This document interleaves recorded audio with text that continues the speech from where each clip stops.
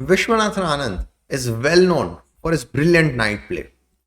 In this game against Tony Miles, his knights came to life, jumping into the heart of the position and creating one threat after another.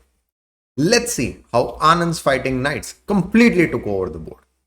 So, Anand has white pieces in this position and Tony Miles is black. Let's try to understand this position a bit further. So, the material is equal, but black has the double bishop advantage. But Anand is not worried because this bishop is a bit restricted. Anand's rook is active.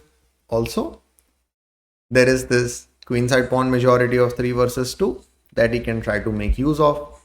This knight at some point can also jump on a5 and then create some activity. So, in this position, Anand played the move bishop d6. A natural move because he's improving the bishop's position, he's bringing it on the outpost square with a tempo. Then Tony Miles in this position played the move rook f8. So of course a natural move, defending the knight. And in this position, Anand made a very surprising decision. He actually decided to play bishop into e7. Wait, that bishop was on the outpost square. Why did Anand exchange his bishop for that knight? So the thing is that he thought that this knight would get to f5 and the bishop would have to move. And since the position is on a bit of a close side and he has the queenside pawn majority, he will be able to do something after the exchange. So he had a very specific idea. It was not just to stop knight f5, but what the specific idea was, we'll see. So in this position, now the rook on e7 is undefended. And so what actually? The rook is undefended. It's not like we are just going to miraculously bring one of these knights to g6 and then win that rook. No, not like that actually, of course. But since that rook is undefended, that is what Anand was looking for. So he played the move b5. So now he's increasing the pressure on the queen side. He has the pawn majority and he's trying to make use of it. So if Tony Miles does not do anything, then Anand has an idea of playing b6 and get a protected advanced pass pawn. But what if capture? So Anand is not worried. Capture, rook takes a1, knight takes a1. This knight got passive, but Anand knows that Tony Miles does not have enough resources to take advantage of it. Once again, Anand is planning to play b6 to get an advanced protected pass pawn. So Tony Miles played c takes b5. Now, that rook being undefended comes into the play because Anand plays the move knight takes d5. So when he played bishop takes e7, this was his plan. So he just did not want to increase the pressure on the queen side. He wanted to increase the pressure on the center as well. b5 was played and then this happened, and then Anand played knight takes e5. Then Tony Miles played rook f7, of course. So defends the pawn. So now we are in this endgame. So rooks and double bishops versus double knights. And Anand has this protected pass pawn, the c5 pass pawn, and then how he coordinates his knights and then tries to take advantage of that pass pawn and puts pressure on Miles is something that we'll see. So in this position, he plays the move knight b6. So the idea is that if the bishop moves to c6 or something, then this could get captured. There are also ideas of knight b3, so defending this pawn and then capturing the bishop and then going for this idea. So yeah, things are a bit unpleasant for Tony Miles.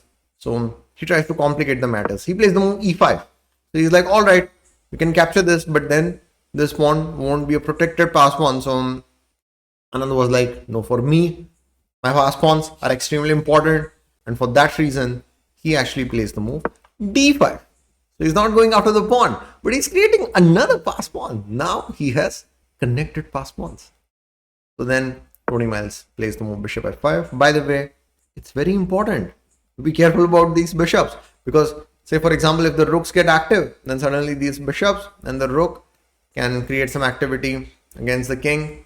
There can be some possibility, if White is not careful, maybe this pawn getting pushed. Of course, currently there is knight and the rook, but Anand cannot be like, okay, I'll just do anything and I'll get the win. No. So to stop Tony Miles's pieces from getting active, to stop that rook from getting on the open file, Anand brings his rook on the open file, because it's not like that rook on e2 was doing much. So now he brings the rook on the open file, and as I said, more importantly, he stops Tony Miles's rook from going to a7. Now, before we look ahead in what happened in the game, I want to discuss a bit about chessneurons.com. It's a platform that I have created to improve your positional play. We have lots of features with daily positional puzzles, then informative blogs to improve your positional play, and then also identify the blunder feature. So if you want to train that and reduce your blunders, then you can do that. And my instructive videos are also there. I try to deep dive into different topics to increase your knowledge, and then practical tips that you can apply it in your games. And we have discussion forum where you can ask questions and interact with me and the other users, and deal with the issues that you have. So please check Chess Neurons today and try the 7-day free trial. Now let's go ahead with the game. So then Tony Miles plays the move bishop f8. So in this position, Anand is not in a rush to push one of these pawns, because he's like, okay, if I push this pawn, maybe some blockade on the light squares can be created. Maybe if I push this pawn, maybe some blockade on the dark square can be created. Let me just improve my worst placed piece. Of course, that died on e1. So he brings that knight to b3 in this position, defending this c5 pawn. Then rook b7 gets played. So Tony Miles is trying to play bishop takes c5. Of course, Anand is not going to allow that. He improves the rook's position and deals with bishop takes c5 idea since the knight is defended. King g7. Now he pushes the pass pawn. So then in this position, he's planning to push this pass pawn. The rook is being attacked. Then either d7 or c7 will come. So now Tony Miles plays rook f7. He's like, all right, if you push this pass pawn, now my rook is not being attacked. So I'll capture this pawn. Then Anand further improves the knight's position. The excellent play of the knight. Knight a5. He's like, no worries. I'm not able to push my pass pawns for the time being. I'm not worried. I'm going to improve my knights. So then b4 gets played. So Tony Miles pushes the pass pawn.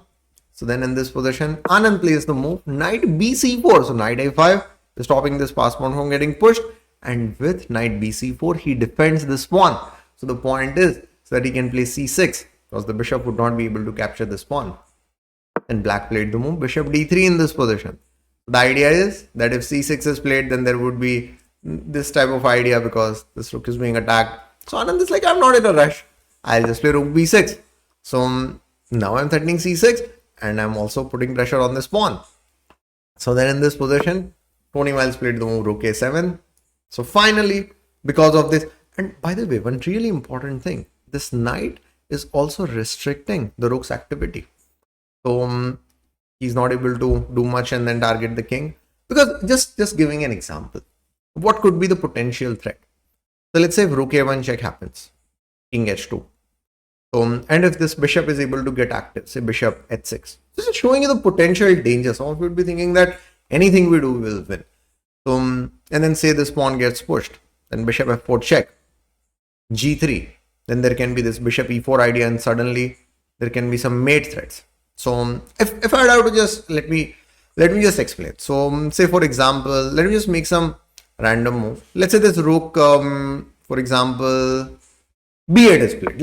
I just want to give an example. So king g8 is played, and then rook b6, and say for example the bishop goes here like this, and then Anand decides to play knight c6. Now rook a1 check, then this. And there can be this bishop h6 idea. And then say, for example, Anand is like, okay, let's capture the pawn. Then there can be the problem of bishop f4 check in this position. And then there is this. And then there is bishop e4. Yeah, suddenly he is in danger. So, of course, so many ifs and buts. But just pointing out that Anand still has to be a bit careful about Tony Miles' activity. So now that a5 knight is also restricting the rook, so that's a good thing. So he pushes the pawn to c6. Now bishop takes e4 can be played, and after knight takes e4, Tony Miles will have control of this open file. But without the light square bishop, it's not like he will be able to do much. So he plays the move rook a8, and then pushes the pawn. c7. So he's planning to play d7 next. So bishop f5 gets played. Now Anand plays the move rook b8, then rook a6. Now Anand of course can push this pawn, but he's like, okay, why allow this? So c8, bishop takes c8, rook takes c8, and bishop takes d6 type of things. Let's just play knight e3. Let's just try to deal with this bishop so that the pawn can be promoted not just for a piece, but for the queen. Then bishop e6, and then he played the move rook e8, and in this position Tony Miles resigned. Because the point is that if bishop d7, then there is rook d8, and if rook d6, then rook d7, and then this pawn will be promoted. And after this if bishop e6 is played, now the rook is on d8, so pawn can get to d7, and then yeah, this is lost actually. So an extremely instructive game by Anand, and of course the heroes of this game were those efficient knights that kept up the pressure on the queen side, that restricted Tony Miles' activity on the queen side, and then that gave the way for those fast pawns to get pushed and win this game. Thanks everyone for watching the video, and I'll see you in the next one.